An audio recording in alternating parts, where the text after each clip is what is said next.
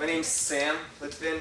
For those who don't know me, just a brief kind of like synopsis of my life is born in Ukraine, grew up in San Diego, went to UCSD, had a startup at UCSD, worked as an engineer for about 15 years, published a couple books, went to Israel, got an MBA there, and a Master of Science in Environmental Science. After I spent about 2 years building up a startup that was doing great product and wasn't selling anything. And everybody loved the product. Everybody loved this company and this idea, but something wasn't happening. And at some point, I was listening, I was reading a lot. I was trying to become an expert in everything. And at some point, I was listening to podcasts, How I Built This. And I realized I was hearing a pattern. All the people who built something actually had an MBA. Actually had, right, this whole idea of you quit college and you become a billionaire was, if you look at the data, doesn't actually exist. These are the outliers that we always hear about. The people who do get things done actually have been in the business, have done things for a long time, have a network, have an understanding of how a company works, right? And have some maturity. And that seems to work a lot more often. Qualcomm is a good example. Southwest is an example. Sam Adams company. Like, if you look at Starbucks as an example, Amazon as an example, if you look at these companies, these are not young guys, right, who are coming in and starting these companies. These are mature people who have done a lot of work, right? And so there's a professionality there. So after going through the MBA and trying to get that professionality, I learned a lot about what didn't work. There are things that I thought that worked in my startup. There were people to blame, and then after doing the MBA and actually learning about how professional companies work, that went out the window. So in a sense,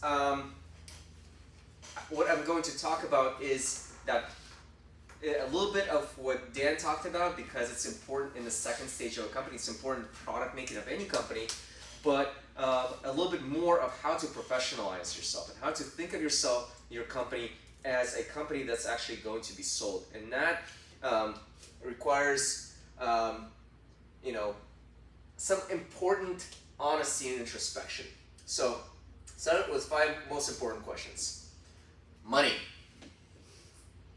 What is your revenue? Okay, it's the number one important. So when I have a client and they're telling me, oh Sam, I made phone calls, okay, how many did you close? Okay, oh yeah, I have this guy, I'm like, okay, great, he's paying you. Are you profitable? Like, are you charging enough for actual profit? You have to understand, right, if you are starting a company, it's to make money. You might have great ideas about what you want to do out there and that your product is going to help people and all these things. Nobody cares. The number one thing it has to do is create revenue. What's your runway? Right? Lots of people quit and they have a ability to work on something for some time. You have to know at what point do you stop? At what point does your money run out? Right? And it's whether you are bootstrapping it or you have some money that's come in. As a CEO, as somebody who starts a company, you're always thinking, how much money do I have left? Okay? What's your customer acquisition cost? Right? What does it actually take you to get that customer? Right? These are the questions that will tell me, get back to that runway, right? If I know what's your customer of acquisition, and then I know how much time it takes to acquire, then I can know how many customers you're getting. And if I know the revenue that you're creating, I know whether you're in the green or in the red. Whether this idea actually makes sense, right? Okay, great, you built an MVP, you built a prototype, right? But does it actually make sense to build a company around this? Okay? Is the gain greater than the pain? So it's basically even if it's like, you've used Kleenex for a long time, right? And I have a brand new Kleenex, right? Just that switching cost is important, right? If I don't know the brand, if I don't have the trust, there is some pain even to a small thing like that. And a lot of entrepreneurs underestimate the switching cost, right? Okay, you have a great solution, right? But the customer might not care because they've been dealing with the problems, right? No matter how bad these problems have been, right? This problem has to be so big, right? That their CEO is yelling at them, right? That their investors are yelling at them, okay? It has to be a huge, huge, huge pain for them to switch, right? There's one guy, that comes to Tech Coffee. He says, there is issue with the software for the nurses, and we can do another software, right? But do they actually want a new software? Are they used to the old software? And you have to understand that, like, okay, how big is this pain, right? And so that gain has to be much, much greater than a pain. Or you have to reframe it to them to find out, to make sure that they understand that what is this pain that they're feeling. For instance, one of my customers, he has a solar, so he puts solar panels on rooftops for commercial real estate. And he's like, Sam, I don't know why I can't sell this. Like, this makes so much sense. You make money off the solar. And I said, well, how are you selling this? I'm saying, you're going to make this much money. I'm saying, look, this guy doesn't care about making money off of his rooftop. That's not his business. But what you can tell him is how much money are you losing from not having it there, right? Make it into his mind already that he already has this money on the roof, he's not capitalizing on it. Now there's loss. People hate losing things. Is this something you can do? Okay, I had another person, on the call, and I'm trying to figure out if I want to have this customer, because it doesn't make sense for me to take on somebody who gives me money if they fail. I want a good win ratio. And this person says, if I get this, it will work, and I think I can get some people. And if I'm like, whoa, this is way too many qualifiers. Okay, you either know you can do this, like I know that I can run a 21 or 22 minute 3 mile, a 5K. I know, because I've done this before. I know how to prepare for it. I know, right? It will take an act of God for me not to finish it, right? In that much time, if I set my mind to. If I have to ask myself, like, if, maybe, how, you're in the wrong business. Because you are putting your life on the line. If you have a family, you're putting your family on the line, okay? And the people who start these companies have to be real with themselves, right? Can I actually do this? Can I find the people that can do this? So, 9 elements of business. When to incorporate. Anytime, okay? A lot of people get into this as soon as possible. Well, if you don't have a prototype and you incorporate, you just spend a bunch of money, you just had some meetings with a lawyer. It's not that hard to do this, okay? It's really, and in a sense, once you've done this, you've locked yourself in. You're already branded, you're already ready to go, right? There's no need to hurry with this point. It feels great because it's progress. It feels good because, hey, I don't have customers yet, but I'm incorporated. It feels good because, I don't have an MVP yet, but hey, I've got letterhead. Nobody cares. Nobody cares about this. Get it when you already have something. If you can get a customer, great time to incorporate. Now is a great time to incorporate. What's in a name? So Camaro had something like 2,000 names for the car. Like in 1960s, they had a board with 1,000 names. There are no too many names when you're trying to find a name, because a lot of people, they'll try 4 or 5 names, and they're like, okay, this seems good.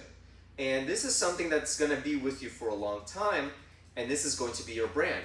So if you don't like it, if other people don't like it, if you tell it to a bunch of people and it doesn't latch on, I hear, I love with, it's like some of these names, at schools these days, right? I can't spell this, I don't know how to spell it. If I have a trouble finding this on the internet, you're done. You're done. No one cares. If people can't remember your name, nobody cares, right? So it has to be easily rememberable.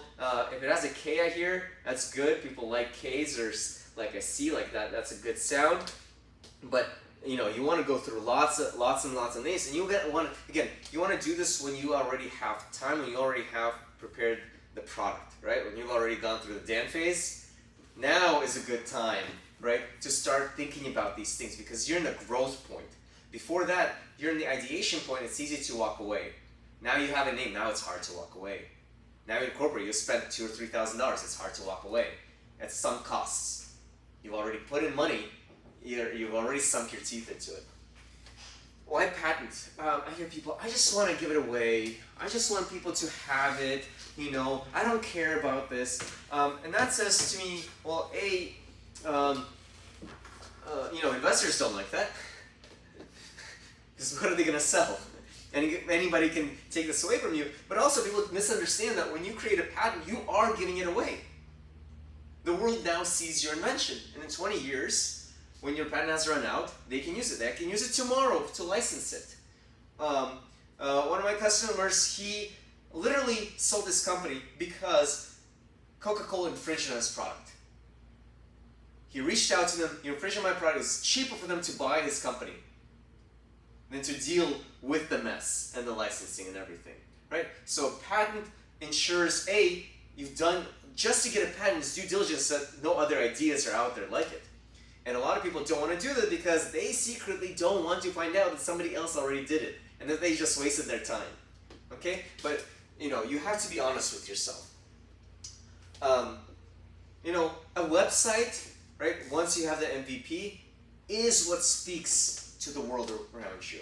You have literally like half a second to convince people that you are trustworthy and reliable. If your website sucks, if there's a misspelling, if there's no pictures of you, anything that gives people pause, they have never heard of you. They do not know who you are. You are a stranger on the street telling them, promising them the world. And if there's anything untrustworthy in this, like in there, you're the prince from Nigeria, right? That's how we identify those emails, because, okay, I can tell, I'm about to send in my information because I won $1 million, it's in the bank account, but hey, his spelling is wrong, maybe something's off in it. That's the website. You literally have a few seconds, so a quality website, done well. A guy had a website, and for a year, zero traffic.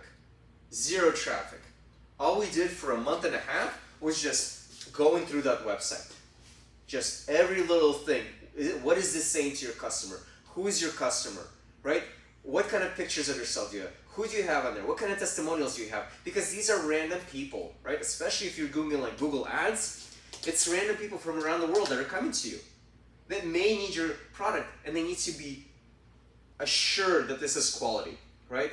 And good design tells them that you care, right? That you put effort into this, right? And if you put effort into your website, you put effort into the product. You put some pride in there. Know your mission. You have to know why you're doing this. And when I say know your mission, not like this grandiose thing, like what is the one thing that you are doing, right? Like, what is the one thing that you're selling, okay? What is the one thing that your product is doing? Because that's the part where people start to add other like side benefits to their product. They start to kind of, striate, right? Add, this customer wants this and this customer wants this. If you don't know your mission of what this product is doing, the first and foremost thing, you're gonna veer off track, okay? So you have to know your mission. You have to remind yourself. And number one is make money. Number two, right, is what is your product doing? Know your customers and know that they lie. And your friends, and your parents, everybody around you is lying to you. They don't want you to know that you just wasted your time, right? They care for you, they love you, they're gonna tell you things, and so you have to read in between the lines. If a customer is, asking lots of questions, say, get back to you, no. They don't care. They're just trying to be nice. They're wasting your time. Get rid of those people very quickly and understand what is it, right? Get very quickly to the essence of what is it that they're not telling you. Because that will tell you loads. What they're not saying is going to say everything. And they may say, yes, I'd like this product for this, and yes, this sounds cool, but if they're not willing to pay for it, it's just a nice to have. It sounds cool, right? But they're like, it sounds cool to bungee jump, but most people don't, right? Build to sell. When you start off this company, you should know who you're going to sell this company to. You should already have an idea. I had one of the professors, and he said, if somebody comes to me and they say, I'm going to have the greatest company in this space, and we're going to take over 90% of this market, and I'm going to be a billionaire, and he says, go to somebody else. That's 99% of people who fail. It's actually a fairly tried and true path to sell a company. Happens all the time. And if you build to sell, right, you know the company that you're selling to, you've talked to them, they might give you input, they might give you some investment, right? But if you are from the get-go know like, hey, in 3 to 5 years I'm selling this company, you will have direction. But if you're trying to create some Facebook out there, that's the best way to fail. You're not Zuckerberg who got into, if you didn't get into Harvard, right? Quitting Harvard, you first have to get into Harvard. And you have to have sold a company, right, before he already got into Harvard. Like, if you haven't sold a company in high school, like, maybe you're not the same person. So, better to go the tried and true way. Quit or work. And this is on the product or on the company, right? A lot of people don't understand, like, if you're working for a, Fortune 500 company, you have impact. You're in a big team, you're working on a product, let's say you have a team of 20 people, and you're creating a product that, sells like 1 million units a year. That's impact. Like that, you're doing something. And maybe your company isn't communicating that to you, but if you're in a group of, like I worked at General Atomics, we had a team of 4 people, our manufacturing was another like 10 people, right? So we were 15 people producing radiation monitors for 5 nuclear plants. Okay? They were servicing millions of people. I didn't have my own letterhead, I didn't have my own office, but I had a lot more impact than the startup that I had. And so a lot of people don't understand that, right? That, hey, if you're working on this company and you're trying to develop it, right, you might actually have good impact in a corporation, right? And so if you, you have to do that trade-off, right? Is this the main thing for you? And you can do that, is this product, right? Knowing when to quit, right? When you spend enough time is really, really important. Just being honest with yourself, hey, So in a sense, I know a lot of these talks are usually talking about how people should, how they can become multimillionaires and sell a company and how to get, I prefer the opposite. I usually run from startups, to be honest. You really have to be sure that you're starting this company and that you can do it, right?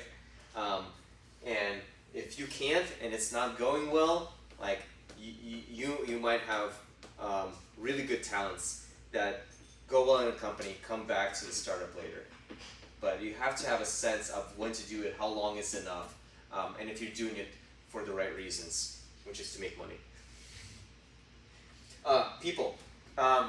There's nothing in the world that's built by one person. Investors don't like a single person because a single person, entrepreneur, is trying to do everything and you can't. You can't learn marketing on your own because I had to get an MBA to really learn marketing. Like you're not going to be an engineer by looking up YouTube videos. Don't think that you're going to become a CFO and a marketing and a product manager and everything like that by watching YouTube videos. Okay? Find the people that can do that, and if you can't find people to create a team, you're in the wrong business. The main thing is not the technology. The main thing is finding people to create the technology, to get the technology out there. People often talk about, Edison, was so unfair. He stole Nikola Tesla's ideas. Nikola Tesla couldn't sell anything. It's worthless if you can't sell anything. If you can't get it out there, you have the greatest invention in your garage. If it's not out there, it doesn't do anything good to anybody, no matter how great it is. The worst invention that's out there is better than the best invention inside of the garage. And for that, you need people. So, almost done. 6 mantras, measure everything. Okay? I can quantify anything. I don't care what it is. I can quantify my success, my mistakes, right? You can do anything 1 to 10. Quantify things so that you can actually see how well you're doing. Quantify how many hours you've worked on your startup. How many people you've reached out. How many people have gotten back to you. How many people are in your, and you don't want to bury yourself in data, but have key metrics for yourself so that you know you're doing something, you're on the right path. And so that tells you, and those metrics can also tell you that you're not doing well, that maybe it's a good time to walk away. It's great to know to walk away early. It's really, really great to know to walk away early. Because you haven't wasted your time, you haven't gotten a divorce, you haven't lost friends, you haven't wasted your time, it's great to walk away early.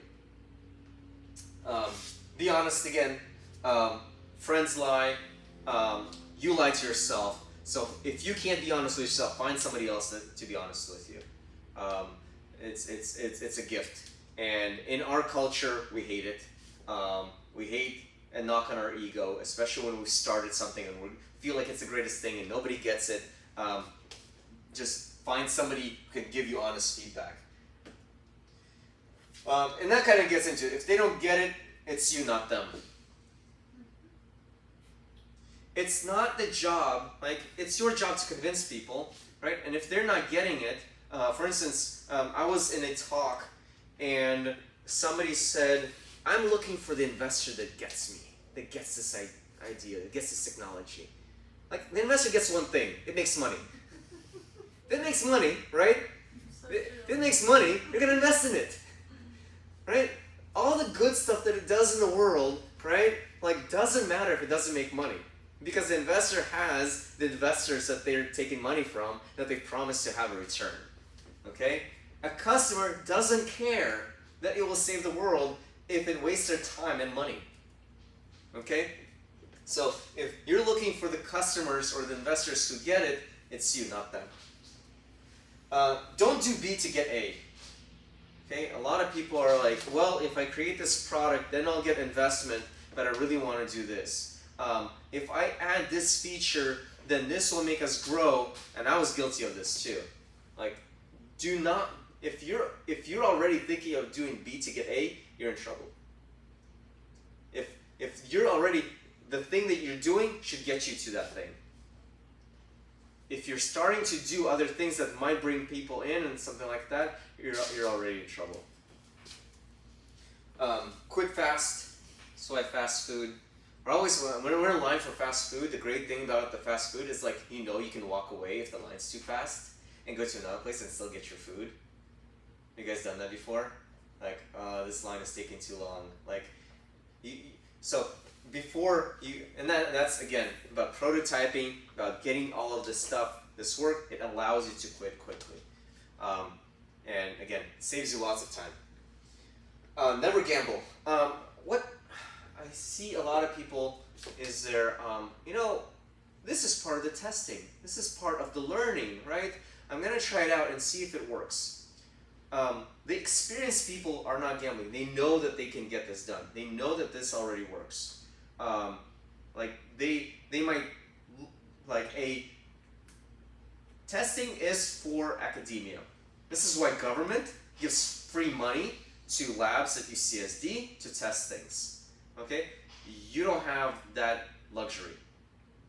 You should already know, hey, this idea is, I know that I can get it done, and I pretty much know, right? And if you don't have a fast way to test that idea, to get very quick feedback, you're going to get stuck in that loop of iteration and pivots and the things that kill companies. And a lot of these companies, even if they survive and get to the next point, they've changed so much and have eaten through so many people they eventually sell, but it's like people just hate being in those companies. They're just kind of like, there's like a sadness about it, right? We got started, we got some money, and now we have to show something. It just feels terrible. You're not really adding value to anything. I see these companies around all the time, and everybody's wondering like, why do you even exist? And finally, stick to what you're good at. I had the company, and we had a great product, and I had a CTO, and I was going to be the salesperson, the marketing sales, and then I would start to kind of veer off. I had ideas about the product and how it would be, and at some point the CTO said, just talk to my developers. And all of a sudden, I was doing 50 different things and failing at all of them. So stick to what you're really good at. Find other people that are really good at, and then you're not splitting, right? It's like 50%, like an average of 2 things, right? It's a failing rate of 50. So stick to what you're good at. So that's a little bit kind of, again, a little bit of what it takes, right, for a company is just basic honesty, having direct focus on the thing that they're doing, and generally experience. Experience helps a lot. And if you don't have it, find it around you. Find the help.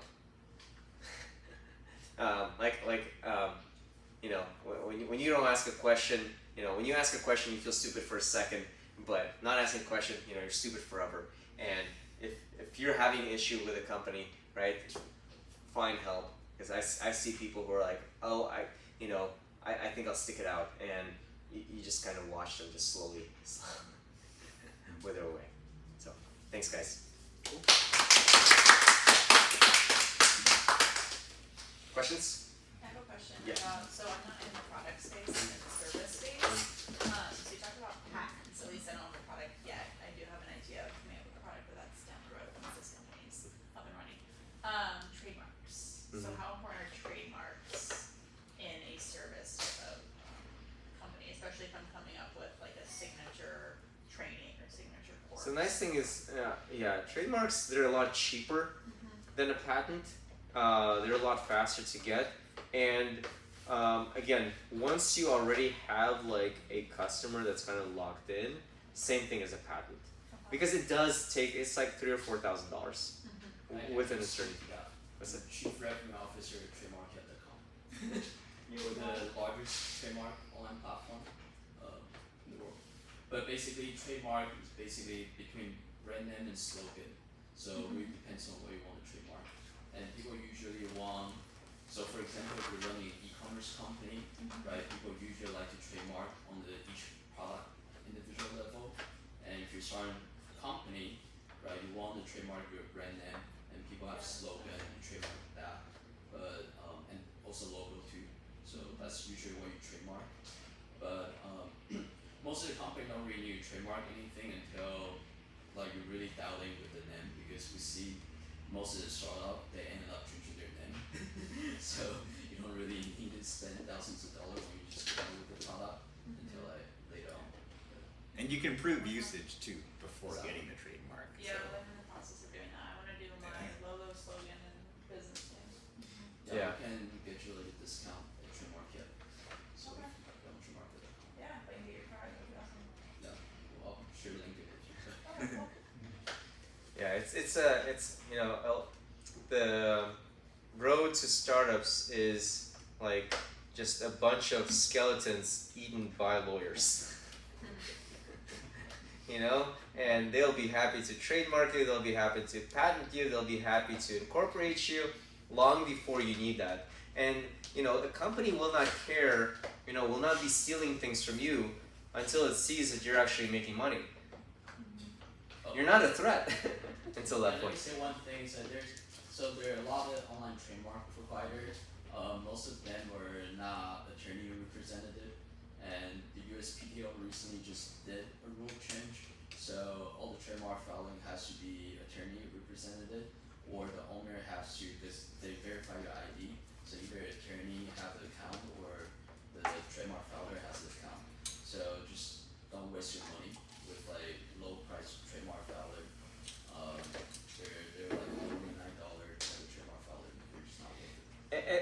the reason is because there are lots of other trademarks, and those guys will not check. And so you just spend money, you put it up, and now you're infringing on somebody's trademark. And So- that's the value of the attorney, is they actually check that trademark and they do it correctly. So I checked on the site and they're all either, well, none of them have my name and they're all dead regardless. They have my name reversed, but they're all dead regardless. And then I looked at my slogan and nothing even comes up. So is that what I want? No, so trademark filing is it's like a pretty manual process, I would say. So there's a lot. So first you have to pick the class, right? So you have to prove your usage.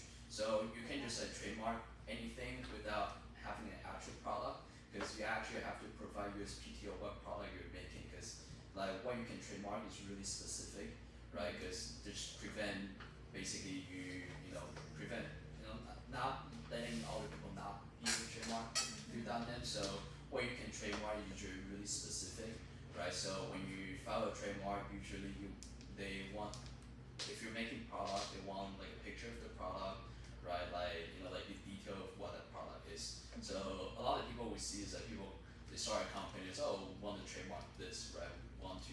But they're gonna ask you where you're gonna use this, right? You cannot just trademark it then without telling them where you're gonna use it, Okay. right? You have to tell them Yeah. what industry, what product you're making. Mhm. It's really specific.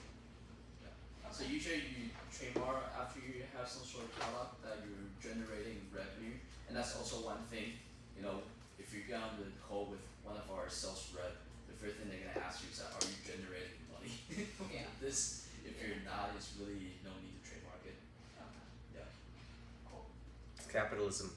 Capital But better be trademark, there. we have like a free search. Basically, it's like a Google search. You just type in, the name of the company name you want to trademark. You can easily Yeah. find if someone has it. But there's also like the color and a sound tone can be trademarked. So there's a lot to it as well. The slogan, right? And this is kind of again, a lot of people will try. The cheap pay twice, right?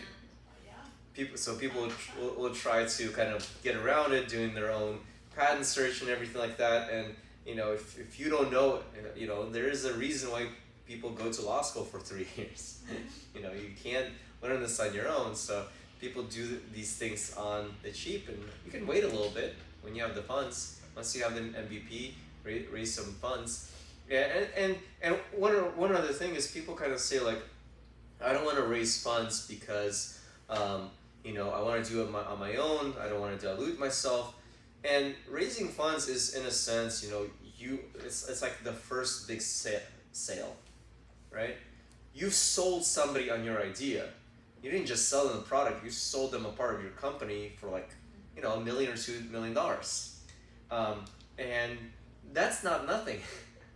That's your first big sale. So if you can't sell, that, and you can't bring in the funds, and especially in the software space, it's so easy to, come in and displace somebody, right? A company without good financial backing is just wasting its time. Because if you're there is no second Google, right? You can't DuckDuckGo is coming up right now, but for a long time, right? People don't want to have two companies that they're thinking about. And at some point, it's Lyft and Uber, and one of them destroys each other. But there's all the other companies that could have come in, but the reason why they don't is there's no financial backing to conquer the market. So you can have lots of products for hardware. That's hard to take over the market. You can have lots of products for services, but for especially web products, you need you're just wasting your time and playing around with your time, and I don't know. Experts are cheaper than trying to half-ass. Yeah. It's I have another question. Yeah. Solopreneur, who, in your opinion, is the most important first hire? Basically, if you're technical, it's the business person. They get you the money. Okay. If you are, if you're a business and you're in a technical space, what the hell are you doing? You will never hire a good person. It's like, if you're a business, go find a company, go with them, but you will never be able to hire a good technical person if you don't know technology. You will find somebody who will take money, who will join you for the thrill of it, but they will never get you to, because you don't know technology. It's not trivial to understand technology. It's not trivial to understand business. But a business person can come into any company and take it to a certain point, right? Some, like certain marketing people, will have experience in a Rolodex, right, in a certain area. Some business people will have a Rolodex to help you out, right? After a certain area, you need that. But it's really hard to have a tech, like, I don't know of any case where a business person like, Musk has a technical background, and like Bezos, technical background, right? Like all these people understand technology, and that's why they can bring in people, and they know, like, a technical person can bullshit a business person, right? If they don't know things, right? You can forever tell them like, oh, this product will take a little bit longer because of this or this, and if you don't know how to understand it, you'll just listen to them. As a solopreneur, join somebody, but if you have an idea and you bring somebody in, generally your idea is not that novel because you're not in the space. I wouldn't say exceptions. I would say like Spanx, right? I love her. She wears the stuff. Like if it's a product like that and you are the customer and you understand the space really well, that works. She was a business person and was also kind of her own first technical hire. Right?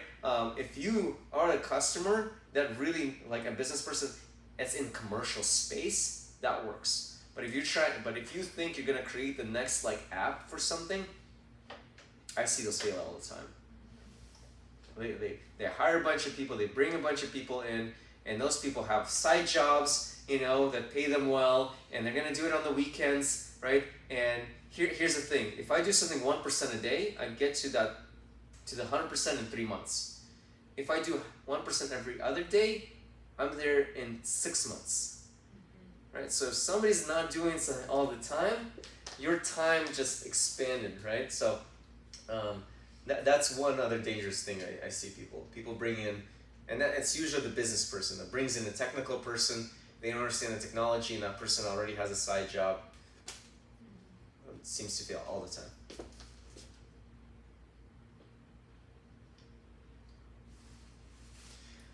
Well, thanks, guys. Yeah. Thank you. Awesome.